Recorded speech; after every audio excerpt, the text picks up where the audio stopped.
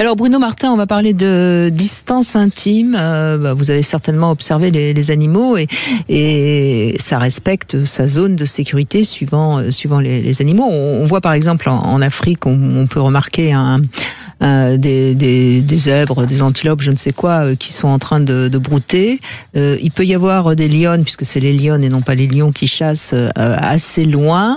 Elles ne vont partir qu'à partir du moment où la zone de sécurité n'est plus là. Hein.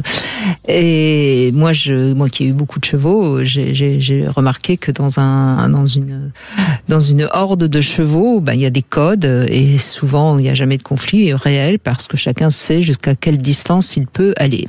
Alors c'est un peu pareil pour nous, on a aussi notre zone de sécurité et c'est vrai que certains vont être plus ou moins aptes à supporter la proximité. Alors je pense notamment au transport en commun aux heures de pointe.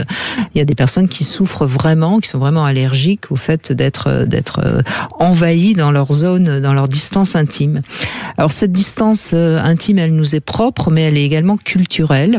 Et le principe de ce Love Conseil, c'est d'apprendre à comprendre votre besoin de tranquillité et de vous mettre le moins possible en zone rouge.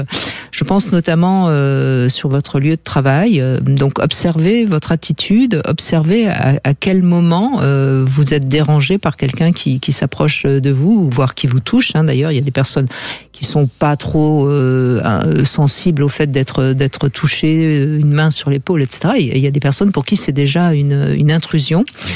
Et puis ensuite, voyez avec vos proches, parce que c'est pareil, avec les proches, il y a des gens qui se prennent dans les bras et il y a d'autres qui se font à peine la bise. Tout ça, ça parle évidemment de vous. Alors normalement, l'amour permet d'entrer dans la zone intime de l'autre, mais parfois, il peut même dans les couples avoir des problèmes d'inhibition qui sont pas forcément un désamour, mais qui sont des problèmes de difficulté avec l'intimité.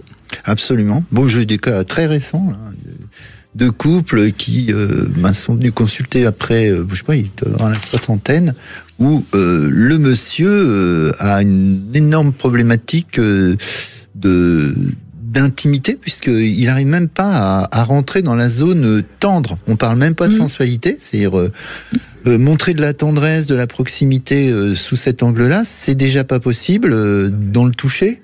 Et puis, comme vous disiez, c'est culturel. Je crois qu'on avait fait un décompte sur les terrasses de café dans plusieurs pays où on regardait la proximité du toucher et on se touche 2 fois par heure à Londres pendant qu'on se touche 180 fois à Porto Rico.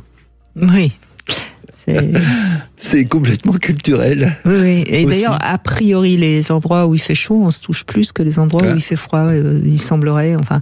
Et puis, évidemment, on a aussi remarqué dans différentes enquêtes que les hommes acceptent plus facilement qu'une femme les touche, même si c'est pas du tout sexuel, hein, que le contraire. Exactement. Il y a des petites différences masculines, féminines. Bon, donc à chacun de trouver sa zone intime et sa zone de sécurité. Et puis dans le couple, c'est aussi quelque chose dont on peut parler. Il y a, par exemple, on sait qu'il y a des femmes quand elles font la cuisine qui supportent pas qu'on les touche, alors qu'elles n'ont aucun problème dans le salon. Tout ça, ça doit se dire aussi. C'est pas la peine de provoquer des choses désagréables. Mais le contact va au-delà du toucher aussi. Ça peut être visuel, ça peut être auditif, c'est dans les postures.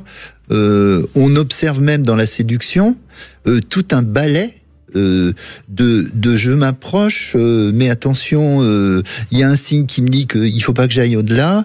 J'ouvre un petit peu plus le haut, qui communique plutôt des émotions et des sentiments. Là, c'est accepté puisque l'autre fait un petit peu pareil. À un moment donné, j'approche un petit peu plus avec le bas, le bassin, qui exprime inconsciemment beaucoup plus d'ouverture et de demande sexuelle.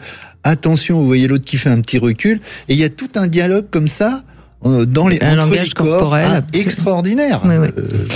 Et qu'on voit plus ou moins consciemment d'ailleurs, mais parfois pas vraiment. Pas vraiment. Et là, il peut y avoir des fermetures qu'on ne comprendra pas. Exactement.